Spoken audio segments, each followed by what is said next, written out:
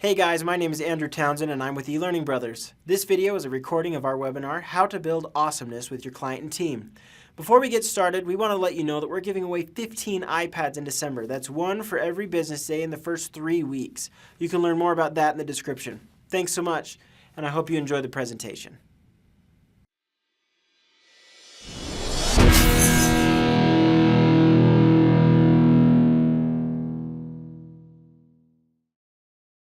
Hello. Welcome to our webinar. My name is Andrew Townsend. I'm with eLearning Brothers. Today we're going to be talking about how to build awesomeness with your client and his team.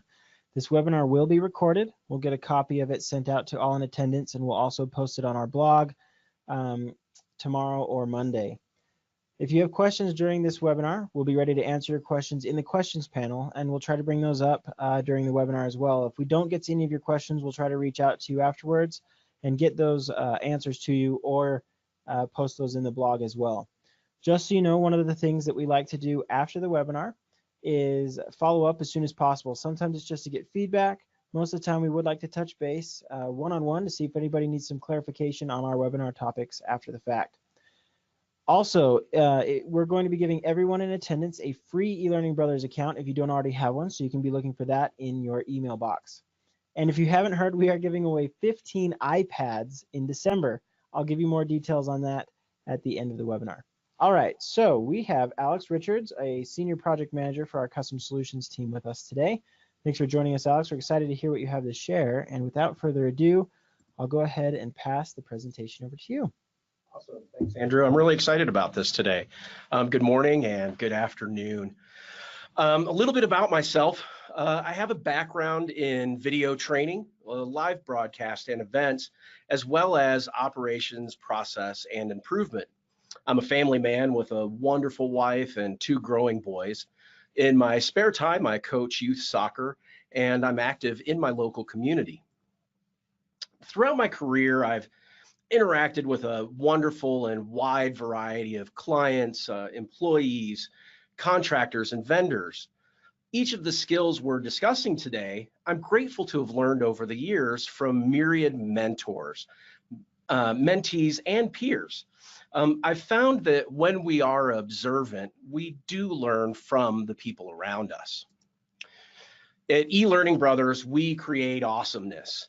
Not just awesome templates and courses, but awesomeness in relationships with everyone around us. I hope today that we all walk away with a better sense of ourselves and how we can let our awesomeness shine through while helping the people around us feel awesome. There's a lot of awesomeness in there, but that's kind of the point. Here's a video that provides a great example of how a team created awesomeness. Herzlich willkommen im Porsche-Zentrum. Was kann ich für Sie tun? Ich möchte mein Fahrzeug zur Wartung anmelden. Außerdem bleibt der Anlasser manchmal hängen. Um welches Fahrzeug handelt es sich? Um einen Porsche 111 P111. Meinen Sie 911? Ist es ein Cabrio oder ein Coupé? 111 Diesel. Cabrio.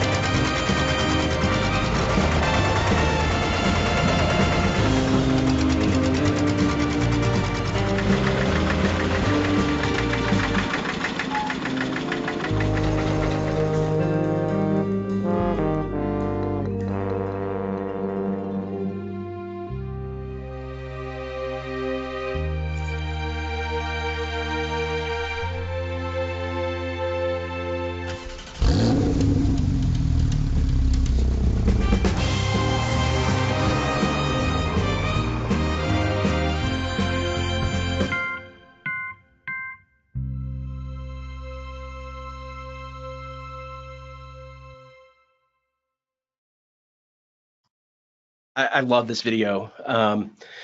What's key is not just that the service team takes care of a nice old man and figured out that it was a tractor that he needed to get serviced. It's a real representation of how the service staff is awesome in their attitude, even when the customer's not looking. It's how they work together supportively. It shows how Porsche cares about the relationship of the customer and their team. From the agent who answers the phone, she listens to the customer, and when she doesn't really know what he's talking about, she grabs the service manager, and the service manager recognizes the model that the old man with the tractor is talking about. And he goes to the shelf and pulls the old book and shows one of his service team members. And the interaction that they have as a team to take care of this customer is what eventually brings a smile to the old man's face. You see this transformation of him being not so much untrusting, but just hard to read. You can't really read the guy, but as soon as we see the sales manager share the box with the part in it with the old guy, you see the demeanor change and you see the appreciation in the customer's face. But throughout the entire process, you see the gratitude and the spirit of teamwork with the staff, with the service staff, and with the customer service. And it doesn't really hurt that in the end, the old guy gets to drive away in a convertible Porsche. Which really leads us into interactions. It's not just the stuff we put in a course. Interactions help or happen when people are together. They happen between people, whether we want the interactions to actually happen or not. On projects and in operations, everybody's a team member. There's no singular person that stands alone. So whether you're the client, the vendor, the co-vendor, or a consultant, everybody's kind of got to be together. Everybody needs this motivation to work together as a team. Because a relationship isn't just about you, how you present yourself sets the tone for how people interact with you. And I've got a couple of favorite postures. One of them is they just don't get it. One of the others is, I'm the expert here. I'm good at my job. That's what matters here, right? And sometimes you have just the good old-fashioned, really? The posture that we take and the impression that we give sets the stage for how people want to interact with us. The physical impressions that we get, the tone that we take matters. It matters in how people judge that book by its cover. We always say, don't judge a book by its cover, but it's hard not to, especially with these three. So let's talk a little bit about how we get there. How do you get to this point where even as a team, it's important to stand out, but in a good way? So what I like to look at is learn about your client and the team that you're engaged with and connect with them on a personal and a professional level. Excuse me, I hit the wrong button, y'all. Engage in listening. Focus on what the other person is saying. Take into account their body language and tone. And when someone tells a story, there's usually a reason. Listen carefully. Ask yourself, why are they telling this story? And why might it be relevant? And then be prepared to respond. And do more than just repeat what was said so that somebody feels like you heard them, but be able to converse with them. Some of this principle comes from active listening, which is a conflict resolution principle. But what I looked at in conflict resolution and active listening is that if we apply some of these things early in our relationships, then we really do avoid a lot of conflict. And that's a big part of building a relationship, is avoiding conflict, solving problems before they become issues between people. Ask probing questions. This is really relative to conversation. It's best to start with something on a professional level. Addresses the topic being discussed. You might already know the answer. You might really start to feel a little comfortable. This is a great time to ask somebody a question. People like being asked relevant questions. It makes them feel included. It makes them feel like they're part of your process. That being said, smart questions lead to the opportunity to ask personal questions as well. I really find that in professional relationships, they can be kind of dry and maybe not have as much success, or maybe not have a project or an operational team move forward as well without a little bit of personal touch. Getting to know people on a personal level really does help understand a little bit more. If you're listening, if you're really listening, it's very likely that the other person already shared something with you that you can inquire about further. It's usually something about the individual and their interests. They might touch on sports, they might touch on a hobby, they might touch on travel or upbringing, location, things like that. Just little bits that allow you to ask about that person, especially because you're paying attention to the small things they're sharing. It really will pique that person's interest and draw them in a little bit more and show them that you're truly listening. You're not just hearing what they have to say. After listening, share a little bit of something about yourself. You don't have to go too far. You want to make sure that it's really relative to the conversation. Stay away from the random facts. Keep it professional. If the other person's receptive, share a little bit more. Quickly sharing a little personal anecdote lets the other person get to know you as well. It's important as we converse with one another, as we build a foundation for a relationship, that the other person gets to know us as well. And we might find that the other person might not inquire as much as maybe you have.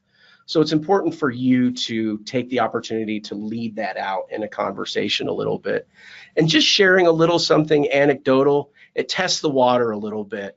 If the other person's really not all that interested in knowing that much about you, it's okay.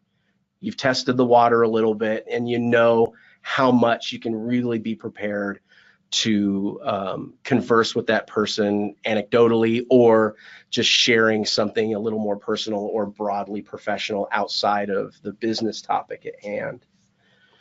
Now, the next thing is something that you would think you would do before actually talking to a person, but I put this a little bit at the end because it's a lot harder. Read the room. Reading the room is really hard. One, it goes into reading body language a little bit, like our three friends with the really inspiring postures that feel like they're really into whatever's going on. And it also goes into that little bit of listening and tone. So you have to factor in on reading the room what your situation is. You might not even be able to see the other person. You might just be on a conference call. It could be that it's a larger group of people, and you've got to look around and see what's happening, see who's in the room. This is something I like to kind of look at when we consider, again, physical posture. There's usually some sort of verbal cue that goes along with it. There's usually some kind of tone. There's usually some sort of pattern. A couple of examples are, if someone speaks slowly, go ahead and slow down. If someone speaks fast, speed up. If someone's direct into business, then just stay away from the fishing stories. But if somebody rambles on, give them a little room to talk, but make sure you stay in control of the conversation. These sort of things help us to, again, understand the other folks that we're working with just a little bit more. It helps you to, although stand out, help model your behavior a little bit to the people that you're working with, and it helps people be at ease a little bit more. It helps makes folks a little more comfortable. And finally, when it comes to standing out, make the effort. There's a lot of great resources available to you that build on these principles. Effective communication is covered in more resources, courses, and books than I can count on probably all my fingers and toes, and maybe even all y'all's fingers and toes too. Go look at some of your professional resources. Look through some of those articles that are popping up in your email via LinkedIn. Look at some of the webinars that eLearning Brothers is putting on, and look for those opportunities to just learn a little bit more about good communication methods.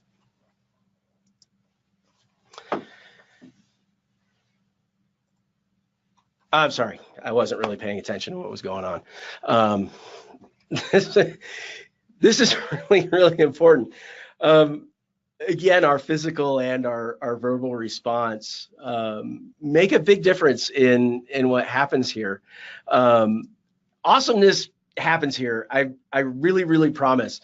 You have to look at a couple of factors here. Do you like what you do?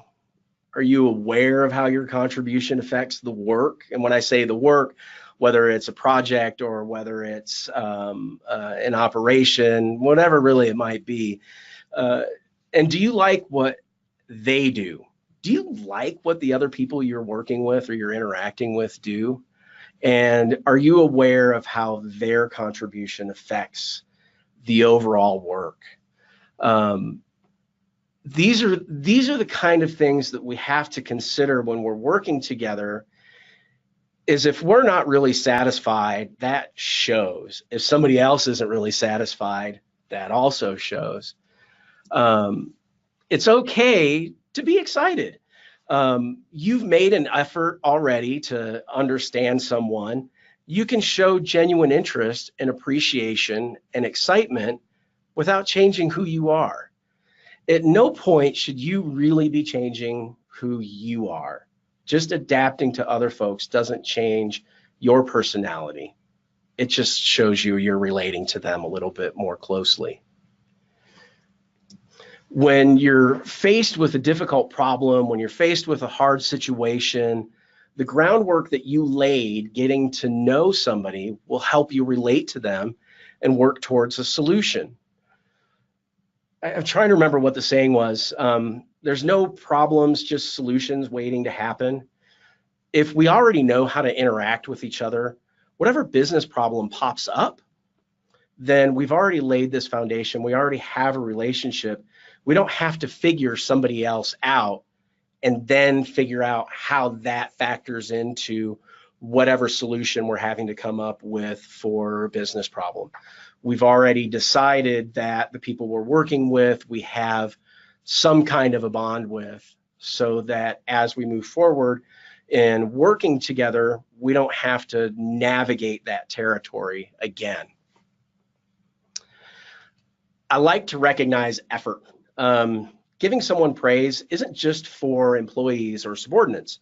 It feels good when somebody appreciates us.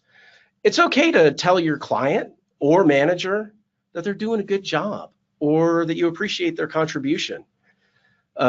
It's nice to reinforce somebody's effort. If you've listened to your peers, if you've listened to your team members and clients and what they've shared, so maybe whatever that awesome fishing story was that they shared with you, you can refer back to that. Ah, John, good job. That is a giant bass. Or, you've got a client who has a softball team that they're on and they took whatever their league championship was. You're going to know those things because they're going to be comfortable sharing them with you, and you can provide a little bit of praise. Beyond that personal praise, there's also that professional praise as well. It's okay to tell your client they've done a good job. They delivered you a complete file that really sets you up for success in whatever you're going to work from to deliver them. So in our case, we build custom courses. And from those custom courses, we rely on our clients to give us some pretty good content to build that from and to teach from. if that content looks good, I'm going to tell my client their content looks good. Not just, yep, this is ready to go, thanks, we'll get started and I'll let you know when the next meeting is. I'm going to tell them, we looked at the content. This looks really good. And there's some great ideas in here. There's some stuff actually that I think we'll use in the instructional design that'll help us improve what we were even thinking to begin with. That's the kind of stuff that just sounds nice. Things like taking that effort really continues to build your relationship. And along with that sort of interest and that sort of energy also comes empathies when things aren't going really well. Although it's nice for when things are going well, empathies do help us a little bit when times are bad. Showing that level of understanding with your teammate, with your client, really shows that you're standing with them. It's not just oh, I'm sorry, y'all had a whole bunch of layoffs. That sounds terrible.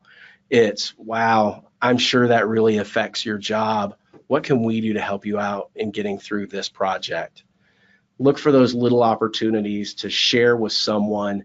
It's not about commiserating or sharing the blues or trying to superficially lift them up. It really is about standing with that person and knowing, hey, this person really does actually care enough about me. This person understands at least my feeling. They may not understand my situation completely, but they understand how I'm feeling, and they know that by providing a good support, we can continue through together, whether it be as the relationship expands or whether it be as getting through the business solution or the problem at hand. Do you know what it sounds like when someone is disingenuous with you? Do you know how it feels to be patronized? This kind of goes along that empathy line. Nothing is more evident that somebody really doesn't care about what you're saying, or they really aren't very interested in your relationship, or they're not really very interested in what you might need help with, by being disingenuous. Continue to be yourself. As we'll progress a little bit here, we'll talk about being who you are, and don't change that. Even though you might have slowed down how you talk to meet the pace of somebody else who talks slower, or you might have stayed a little more straight to business and with a little bit less, personality into it, doesn't mean that you have to stop being yourself. Be genuine. Understand that when you're talking to somebody else, your real interaction with them is what matters. And I love Abe Lincoln. Abe Lincoln was great. At eLearning Brothers, how our mama feels is really pretty important. And we know that Abe's mama learned him right. Everybody likes a compliment. I think of all the things that he said, vast, impactful knowledge that Abraham Lincoln's given us. I think as simple as everybody likes a compliment is important. So thank you. Thank you for attending, and thank you for sticking with. Let's look at who you are. It really does matter in being who you are. Sometimes you might feel like these are the people that you have to be. You feel like I've got to look, I've got to behave, I've got to speak a certain way based on somebody else's perception. But really, you might be these people. I don't know. Sometimes I feel like I'm a little bit inside. But I picked Kiss because they were one of my favorite bands. 1978, one of the first albums I bought was Kiss Rock and Roll Over. I just, I look at this and I think everybody's got a little bit of Kiss inside. It's okay to let that shine through. It's a lot easier to be yourself. So when you look at your outward appearance, you look at your outward conversation and interaction, it's important to remember that everybody's different. You're a little different from somebody else. Somebody's a little different from you. And it's important to look back at some of the stuff that we talked about in reading the room. It's important to look at everything in moderation. Meeting another person's level of engagement, like we talked about, doesn't necessarily mean parroting them. And you don't necessarily have to be the person that you think somebody else expects. Again, just be yourself, be comfortable, even when you're not. Ask associates for feedback. When you talk to your coworkers and friends, involve them in conversation about maybe how something went. Hey, how'd that conversation go? Tell your manager that maybe you want to work on some interpersonal skills. You'll be appreciated when you're honest and you're true to yourself. Life is stressful, and that's something that's noticeable. When you're at ease, when you're more approachable, people will feel invited to interact with you. For a lot of folks, even when you're shy or you feel like you don't have an outgoing personality, using a few of these techniques here and there in getting to know somebody might help draw you out of your own shell just a little bit more. We've got a lot of time left over for any questions that you might have or anything that you might want to follow up on. But I really do appreciate the time that y'all have taken out of your day to sit through this webinar with me. I wish I could see you, because then I could read the room better maybe. Well, Alex, let me take the screen back from you for a second and put this up here. All right, so I told you guys I was going to tell you about the 15 iPads that we're giving away, but before we do that, we did have a question that came up right here at the end to see, and if you guys have more questions for Alex, by all means, put those in the questions panel, and we'll get those asked. So these are great interpersonal tips. A question here is, do you have any tips for working with teams that are dispersed across countries? Yes, that's really good, especially considering today's workplace where we are really fairly well dispersed. You're dealing with a wide variety of logistics in time zone, but you're also dealing with a wide variety of culture. Understanding a little bit more about the culture for the people on your team who might be dispersed internationally will really help you a lot.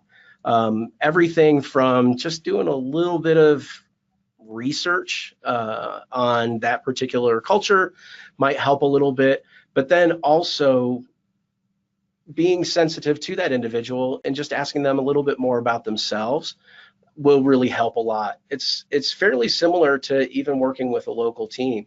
I grew up in Texas, and I might deal with a fellow Texan a little bit different than somebody I might dealt with in California when I worked there for several years.